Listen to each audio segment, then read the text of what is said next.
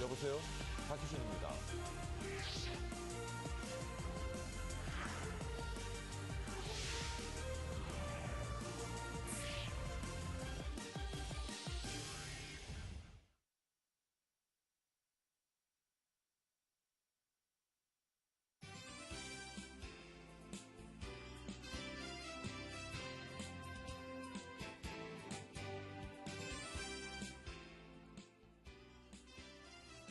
네, 시청자 여러분 안녕하십니까. 12월 26일 수요일입니다. 박희준의 여보세요. 박희준입니다. 최근 경제 5단체장들이 기업들을 대상으로 내년 경제에 대한 전망을 조사했습니다. 결과는 예상대로 한결같이 어려울 것이라는 대답이 나왔고요. 그런데 이렇게 어려운 상황에서도 기업들이 적극적으로 검토하고 있는 시장이 있습니다. 바로 기업 인수합병 M&A 시장입니다. 불경기 알짜 기업을 싼 값에 인수해서 새로운 성장 동력으로 확보하겠다는 기업이 늘어나고 있기 때문입니다. 과연 2013년 기업 환경은 어떻게 달라지고 특히 M&A 시장의 열기는 이렇게 전망대로 뜨거워질 것인가? 오늘 박희준의 여보세요에서 이 내용 집중 분석해 보도록 하겠습니다. 자, 오늘도 먼저 글로벌 마감 시황부터 살펴보고 가겠습니다. 박지훈 외신 캐스터가 준비하고 있죠. 박지훈 캐스터. 네, 시황센터입니다. 현재 성탄절인 미국은 뉴욕 증시 휴장 중입니다. 네, 현지시각 24일 크리스마스 이브 마감 상황 보시겠습니다. 이날 뉴욕 증시는 오후 1시까지만 거래가 이루어졌습니다. 때문에 거래량 그렇게 많지 않았는데요. 3대 지수 파란불 켜면서 약보합권에서 마무리 지었습니다. 재정절벽 문제가 발목을 잡았습니다. 올해 안에 협상에서 결과가 나오지 않을 것이라는 우려 때문에 힘을 내지 못했습니다. 정치권이 성탄절 연휴를 맞아서 휴업에 들어갔는데요. 재정절벽 협상이 올 스톱되면서 투자자들은 정치권의 행보를 지켜보자는 관망세 이어갔습니다. 또 발표된 경제 지표들도 없어서 뉴욕 증시 상승 탄력을 받지 못했습니다. 마감 지수 자세하게 보시겠습니다. 네, 다우 지수 0.39% 내려갔습니다. 포인트로는 51.76포인트 하락하면서 13,139.08 기록했고요. 나스닥과 S&P 500 지수는 0.2%대로 소폭 내려가면서 각각 3,012.6 그리고 1,426.66 기록했습니다. 네, 유럽 가보겠습니다. 유럽 증시도 성탄 연휴를 앞두고서 약세로 마감했습니다. 일부는 휴장을 했고 개장을 한 나라들의 증시도 전반적으로 거래량이 많지 않았습니다. 네, 뉴욕 증시처럼 미국 정치권의 재정 협상이 올해 안에 타결되기 힘들 것이라는 전망 때문에 유럽 증시 힘을 내지 못한 것으로 보입니다. 한편 유럽 주요국 증시들 대부분이 25일과 26일 이틀간 휴장한 뒤에 27일에 다시 문을 엽니다. 네, 유럽 증시 마감 상황입니다. 영국 FTSE 지수만 빨간불을 켰습니다. 강보합권에서 5,954.18 기록했고요. 독일 닥스 지수는 0.47%, 35.87포인트 내려가면서 7,636선에서 마감됐습니다. 프랑스 카크 지수 약보합권에서 3,652.61로 장 마쳤습니다. 네, 아시아 가보시겠습니다. 미국과 유럽과 달리 아시아 증시는 그래도 빨간불 켜주면서 마감을 했는데요. 아시아권에서는 홍콩 등 일부 나라들이 휴장을 했고 중국과 일본, 대만 증시는 개장했습니다. 네, 중국 증시는 이날 산타 랠리를 펼치면서 2% 넘게 급등하는 모습을 보였습니다. 일본 역시 강세를 보였는데요. 지수 자세하게 살펴보면 일본은 1.41%, 140포인트가량 크게 오르면서 1080.12 기록했습니다. 중국 상해종합지수 2.53% 급등하면서 2213선에서 마무리 지었습니다. 홍콩 항생지수도 빨간불 켰는데요. 강보합권에서 22,541.18 나타냈습니다. 네, 지난 12월 24일 환율 마감 상황 보겠습니다.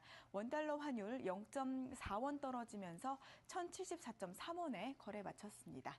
네, 지금까지 시황센터에서 전해드렸습니다. 대한민국 최고의 명품 경제 프로그램 생방송 박희준의 여보세요. 자, 박지훈 외신 캐스터와 함께 글로벌 마감 시장 살펴봤고요. 이번엔 외신 속에 담긴 나라밖 소식 알아보도록 하겠습니다. 오늘도 매일경제신문의 황미리 연구원 나와 계십니다. 안녕하십니까? 안녕하십니까? 어제는 즐거운 성탄절 보내셨고요. 네. 네. 자, 오늘은 어떤 소식 준비하셨습니까? 네, 교수님 2012년 한 해 어떠셨습니까? 훌륭했습니다. 올해는 저 아들도 태어나고요.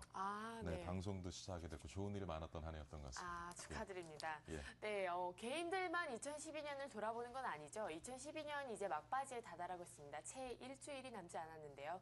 그래서 그런지 모든 외신들 속에서는요, 누가 잘했는지, 누가 못했는지를 많이 점수를 매기고 있는 상황입니다.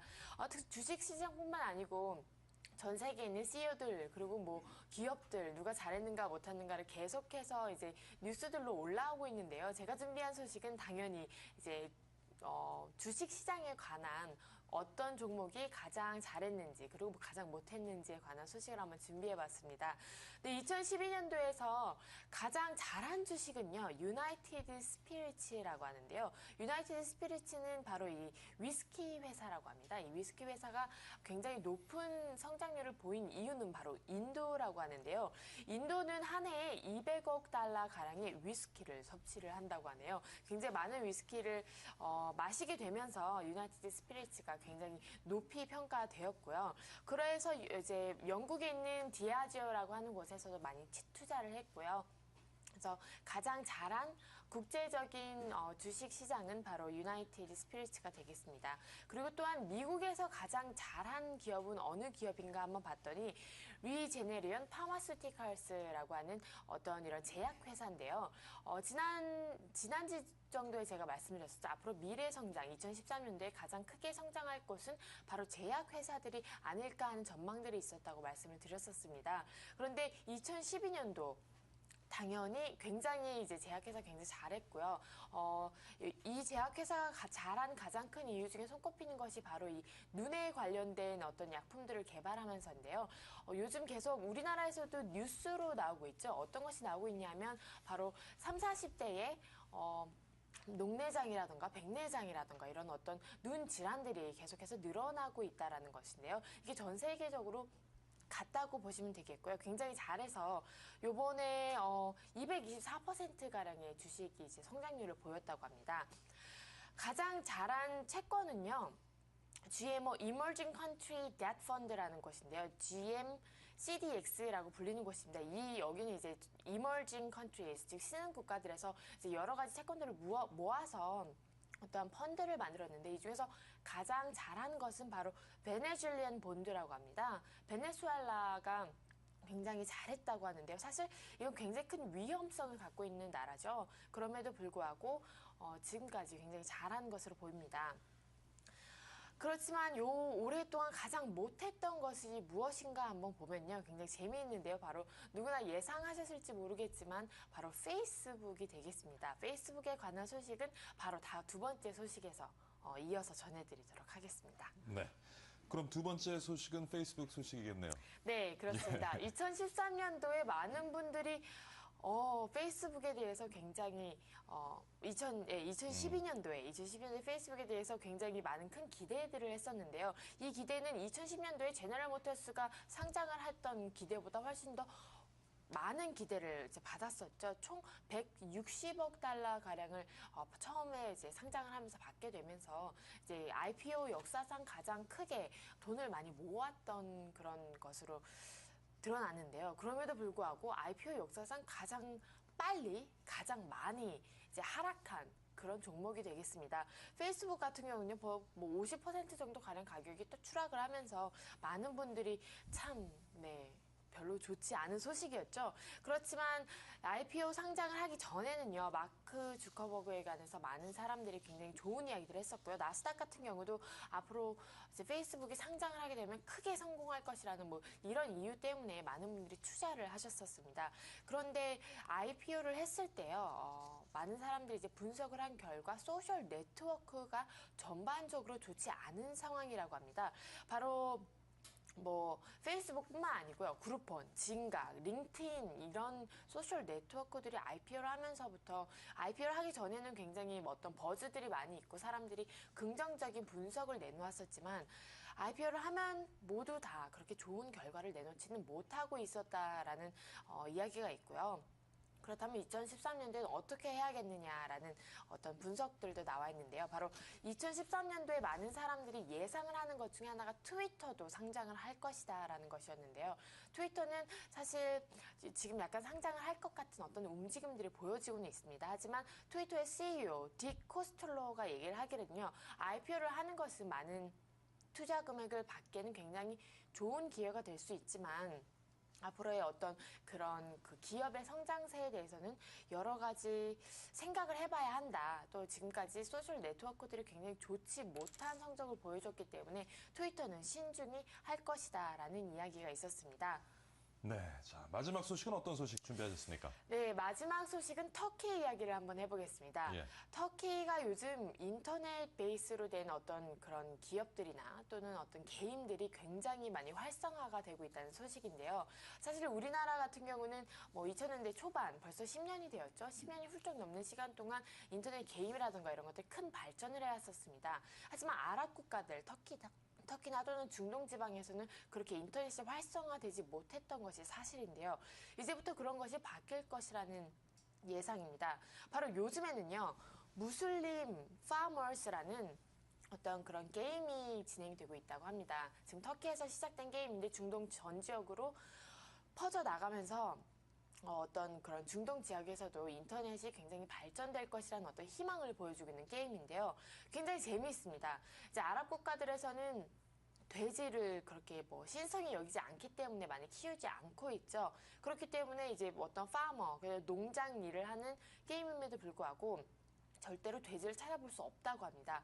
그리고 일하시는 여성분들이 모두 히잡을 두르고 있는 어떤 이런 문화적인 것들을 함께 섞어서 로컬 테이스트라고 이렇게 해서 섞으면서 이제 만들어진 게임인데요. 이제 굉장히 열심히 많이 퍼져 나가고 있는 상황이고 이게 터키에서뿐만 아니고 지금 중동 지방으로 전체적으로 퍼져 나가면서 1년 동안 성장세가 44%가량 이루어졌다고 합니다. 물론 이 게임뿐만 아니고 요즘에는 전 세계적으로 이제 터키 또는 아랍 지역에서 생겨나는 새로운 신생 인터넷 기업들이나 인터넷 게임들 또 인터넷 사업들에 대해서 벤처 캐피탈리스트들이 많은 투자를 하고 있다라는 소식입니다. 내년도에 터키나 또는 다른 아랍 지역들에 대한 어떤 인터넷 베이스 기업들 한번 보시는 것이 어떨까 한번 준비해봤습니다. 네, 수고 많으셨습니다. 황미리 매일경제신문 황미리 연구원과 함께 외신 속에 담긴 투자 정보 같이 한번 살펴봤습니다. 네, 내일 다시 뵙겠습니다. 감사합니다. 대한민국 최고의 명품 경제 프로그램 생방송 박희준의 여보세요. 네, 이번에는 오늘 투자 전략 한번 세워보도록 하겠습니다. 오늘 12월 마지막 주를 맞아 성공하는 투자 기법에 대해 들어보고요. 2013년 증시 전망해보는 시간 가져보도록 하겠습니다. 오늘은 현대증권의 불광지점 박광식 지점장 스튜디오에 나와 계십니다. 안녕하십니까, 지점장님. 네, 안녕하십니까. 예. 2012년 증시 전반적으로 어떤 흐름이었고 또 어떠한 특징을 보여줬는지 좀 살펴봐 주시죠. 예. 2012년 말 그 주가 지수가 1825포인트로 끝났고요. 예. 현재 지금 1980포인트입니다. 전체적으로는 좀 소폭 오른 그런 모습을 보이는데 전체적으로는 1800포인트에서 2050포인트 그 박스권이 진행됐던 그런 한 해였고요. 예. 또 연초에 그 유럽 재정위기가 여러 차례 있었습니다. 뭐 스페인이라든지 이탈리아라든지 이런 걸로 이런 그 악재로 인해서 좀 조정을 좀 많이 거쳤고요. 그리고 이제 연말에 와서는 또 하반기에 와서는 미국의 재정 절벽 문제가 또 악재가 돼가지고 상승의 고비마다 이렇게 조정을 겪는 그런 모습을 보였는데 큰 흐름으로 본다 그러면은 2011년과 이제 2012년에 조정 장세를 거쳤는데 그나마 우리나라 시장은 나름대로의 견조한 조정을 거쳤다라고 볼 수가 있을 것 같고요. 또 한 가지 특징적으로 본다 그러면은 외인들이 올해 그 코스피에서만 15조 7천억을 매수를 했습니다. 예. 그래서 외국인들이 그 매수와 매도를 반복하는 그런 과정에서 좀 많이 파는 거 아닌가 이렇게 생각하시는 분들이 많을 텐데요. 전체적으로는 상당히 견조하게 외국인의 매수가 들어왔다라고 볼 수가 있고요. 그리고 삼성전자의 좀 독주가 좀 지속된 한 해였습니다. 그러니까 워낙 실적이 좋아서 예. 홀로 그 독주하는 모습을 보였는데 워낙 애플과의 그 경쟁에서 좀 승기를 잡는 모습이고 그러한 모습으로 해서 상승을 본 것으로 보여지고 있습니다. 그리고 음식료와 제약들이 그 원화 강세라든지 이러한 부분에 의해서 올라갔던 상승을 주도했던 한 해였습니다. 그렇군요. 지금 2012년 증시를 살펴봐 주셨는데 지금 이제 마지막 주입니다. 네. 마지막 주 우리 투자자들 좀 어떤 전략을 가지고 가면서 올해 장을 마무리해야 될지. 전체적으로는 아마 결론적으로 말씀드리면 전반적으로 매수 전략으로 좀 가야 되지 않을까 싶은 생각이 들고요. 또 배당도 받고 유동성 장세도 그 상승을 기대하는 측면에서 아마 매수 전략으로 임하는 게 좋지 않을까 이렇게 생각이 됩니다. 네, 그렇군요. 자, 뭐 지정장님의 성공하는 매매 원칙, 투자 전략이 있다면 좀 개인들에게 한 해를 마무리하고 또 새해를 열면서 좀 한마디 조언을 좀 해주시죠. 네, 뭐 각자의 아마 투자의 전략들이 있을 겁니다. 근데 제가 생각하는 거는 시장은 항상 옳다라는 전제하에 좀 접근해야 되지 않을까 싶은 생각이 들고요. 자기 생각과 반대로 시장이 움직일 수가 있는데 그럴 때마다 시장은 항상 거의 모든 종목을 반영한 것이 가격으로 나타난다고 그런 전제가 있어야 될 것 같고요. 그리고 지금이 상승장이냐 하락장이냐를 갖다 판단을 하고 상승장이라면 어느 업종이 주도가 되는 건가를 갖다 파악을 하고 주도 업종을 공략을 하고 생각과 반대로 갔을 때는 과감한 손절매도 반드시 필요한 그런 전략이 아닌가 싶습니다. 네. 자, 2013년 증시는 어떻게 전망하십니까? 일단 올해의 그 유럽과 미국의 양적 완화가 지금 거의 이루어지고 내년에도 계속 이어질 걸로 예상이 되고 있습니다. 또 일본 또한 새 정부 출범하면서 돈이 많이 무제한의 풀리겠죠, 양적 완화가 나오고 있고요. 중국도 이제 본격적인 경기 부양이 예상이 되는데 중국에 보면은 이제 경제 공작 회의에서 나온 내용들이 이제 그 내수 관련 그 업종, 그다음에 도시화 뭐 이런 것들, 양극화해서 이러한 부분들이 나왔는데 그러한 측면으로 본다면 내년에는 올해보다 더 강력한 그러한 유동성이 풀리는 장세가 나올 것 같고요. 따라서 실적보다는 그다음 유동성에 의해서 장세가 움직이는 장세가 상반기나 아니면 늦어도 하반기에는 한번 좀 움직이는 그런 장세가 나오지 않을까 그렇게 전망을 하고 있습니다. 내년에 한 몇 포인트 정도 코스피 가리라고 보시는지. 일단 전체적인 어떤 애널리스트 분석에서 한 2,300 정도 2,300 보는 사이. 것 같습니다. 그 예. 고점을 보는데 만약에 유동성이 이루어진다 그러면 그걸 더 좀 갈 수도 범위를 있겠네요. 벗어나는 그런 장세도 나올 수 있지 않을까 이렇게 자, 뭐 지금은 이제 결국에는 이제 세계 각국이 양적 완화 조치를 취하면서 유동성이 많이 공급될 것이다 하는 말씀을 하셨는데 그 외에 또 우리가 내년 초에 좀 눈여겨봐야 될 이슈가 있다면 어떤 것들이 있겠습니까? 네, 일단은 미국의 그 재정 절벽이 연내 안에 좀 참 오래 해결이 가네요. 해결된다 그러면 좀 괜찮을 것 같은데 그러한 부분들이 만약에 해결이 안 됐을 때 연초에 아무래도 이게 시장에 그 안 좋은 그런 측면으로 영향을 줄 가능성이 있고요. 그리고 원화 강세가 지금 지속이 되고 있습니다. 여러 가지 그 선진국의 그 양적 완화에 의해서 그런 원화 강세가 나오고 있는데 그러한 부분들이 좀 강세가 된다 그러면 아무래도 장세에 업종에 대한 영향을 미칠 걸로 예상이 되고 있고요. 금리가 지금 저금리가 계속 지속돼 왔습니다. 그래서 예. 최근에 와서 좀 반등을 하는 그런 모습을 보이는데 금리가 반등했을 때 채권 자산에서 또 위험 자산으로 이동 여부 어떤 전체적인 어떤 대이동이라고 얘기를 하는데 예. 그러한 부분들이 과연 이제 연초에 나오는가라는 부분을 좀 봐야 될 것 같고요. 그다음에 업종으로 본다 그러면 이제 삼성전자 4분기 실적이 이제 1월 달에 나오는데 예. 3분기 실적이 8조 1,200억을 좀 상회하는 그런 영업이익을 보였습니다. 예. 그런데 이제 4분기 실적이 1월 달에 발표가 될 텐데 현재 지금 예상하고 있는 거는 8조 7,500억을 지금 예상을 하고 있는데 과연 그 실적 이상으로 나올 건지 아니면 예상보다 적게 나올 건지라는 거에 따라서 전체적인 어떤 IT 부분의 업종의 어떤 움직임이 나올 것 같고요. 예. 그리고 또 한 가지 추가적으로 말씀드린다면 지금 외국인 프로그램 매수가 사상 최고를 기록하고 있습니다. 4조 3천억, 4조 5천억까지 기록하고 있는데 통상적으로 이렇게 연말에 배당을 노리는 그런 외국인 매수가 들어왔을 때 연초에 프로그램 매도가 또 나오는 경우도 많이 있습니다. 예. 이렇게 돼서 장세가 많이 하락하는 그러한 측면이 있는데 그러한 부분도 한번 좀 체크하면서 내년 초 좀 장세를 봐야 되지 않을까. 네, 지금 뭐 이제 삼성전자 얘기를 해주셨습니다만 내년 초에 좀 우리가 관심 있게 볼 수 있는 업종이 있다면 어떤 역시- 업종이 있겠습니까? 예, 역시 IT 업종이 IT 업종이요? 예. 제일 그 관심 있게 봐야 될 것 같고요. 그거는 이제 그 삼성전자 스마트폰 실적뿐만 아니라 내년도 이제 디스플레이 전체적인 업종과 그다음에 최근 기사 중에는 D램이 제일 그 낮은 그러한 상품인데 그러한 부분들의 가격 동향도 상승 추세로 반전됐다는 기사를 본 적이 있었는데 네네. 전체적인 IT 업종의 어떤 회복세가 어느 정도 올 것인지 봐야 될 것 같고요. 그리고 그 중국 쪽의 예. 중국 소비 관련주, 그러니까 최근에 조정을 많이 받았습니다. 이러한 것들이 이제 어느 정도 반등을 하면서 다시 주도주로 나갈 것인가도 좀 봐야 될 것 같습니다.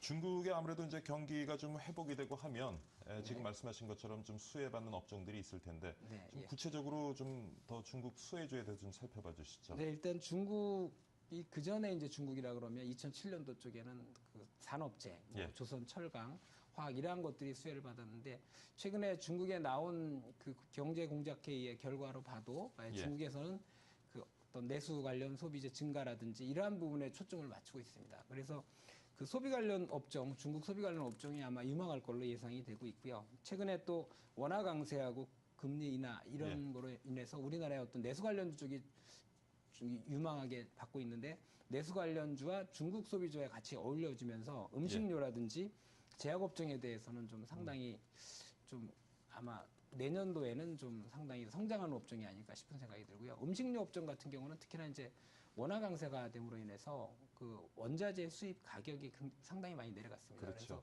원자재 가격 하락이라는 얘기는 음식료 업종 측면에 있어서는 그 기업들에게는 당연히 그 전체가 수익으로 잡히는 그런 측면이 있기 실적 개선에 때문에 기회가 되겠군요. 기회가 되기 때문에 그러한 부분에서 음식료 업종이 상당히 좀 내년에는 어떤 면에서는 좀 성장 업종으로 되지 않을까 싶은 생각이 들고요.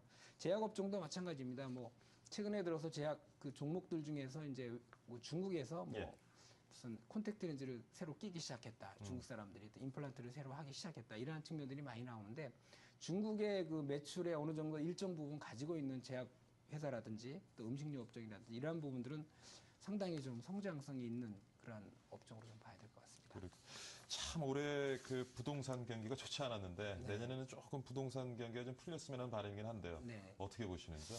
일단 관련해서 건설업종도 좀 짚어주시고요. 네, 일단 예. 유동성 장세 측면이라는 게 이제 저금리와 그다음에 돈이 많이 풀리는 건데 일단 금리가 내려가면 그 수혜받는 업종이 직접적으로 수혜받는 업종이 딱 두 가지가 있습니다. 증권하고 건설입니다. 예, 증권 같은 경우에는 채권을 많이 보유하고 있기 때문에 예. 그러한 부분들이 채권 하락은 바로 가죠. 금리 하락은 바로 채권 가격의 상승으로 수익으로 잡히게 되고요. 건설 업체들이 대부분 그 부채가 많습니다. 예. 그러한 부분들이 금리 하락으로 인해서 바로 그 업황이 개선되는 그러한 측면을 볼 수 있는데 물론 건설 업종 자체가 이렇게 상승을 하거나 또 뭐 주택 가격이라든지 이러한 부분들은 아직 변화는 없지만 금리 인하로 인해서 건설 업체 전체적인 어떠한 흐름의 자체는 좀 수익 안 좋은 측면에서 조금 좀 개선되는 그런 방향으로 나갈 것 같아서 또한 유동성 장세가 들어왔을 때 최악의 업종서부터 바닥을 치고 올라가는 경우가 예, 많습니다. 그런 측면에서 본다 그러면 증권업종하고 건설업종도 한번 좀 같이 눈여겨볼 만한 예, 업종이다. 눈여겨볼 은행은 만하겠습니다. 어떻습니까? 지금 뭐 이제 박근혜 당선인이 이제 가계부채 가장 이제 새 정부 들어서면서 해결해야 될 이슈로 지금 이제 얘기를 하고 있는데 은행권에는 좀 부담이 될 수 있을 것 같기도 부담이 하고요. 될 수 예. 있을 거로 봐야 될 것 같습니다. 왜 그러냐면 가계부채 문제를 해결하기 위해서는 결국에는 그거를 이제 국가 부채로 떠안든지 아니면은 결국에는 은행이 좀 손해 보는 방향으로밖에 그렇죠. 정책이 결정이 되지 않을까 싶은 예. 생각이 들고요. 아직까지는 저금리하에서는 그 예대 마진 그러한 부분들이 아직 개선될 기미가 보이지 않기 때문에 예. 아무래도 은행 쪽은 좀 어렵지 않나 내년에도 그렇게 보고 있습니다. 자, 현대증권 불광 지점이에요. 박광식 지점장과 함께 올해 증시 한번 살펴봤고요. 그리고 내년 장 한번 전망해봤습니다. 오늘 이런 시간에 수고 많으셨습니다. 네, 감사합니다. 예. 네, 박희준의 여보세요 1부 여기서 마치도록 하겠습니다. 잠시 후 2부에서는요. 내년 크게 활기를 띨 것으로 전망되는 기업 M&A 시장 전문가와 함께 짚어보도록 하겠습니다. 그리고 참 올해 말도 많고 탈도 많았던 부동산 시장도 결산해보고요. 내년 시장도 한번 전망해보도록 하겠습니다. 명지대 부동산대학원의 김대중 교수가 준비하고 있습니다. 채널 고정하시고요. 잠시 후에 다시 찾아뵙겠습니다.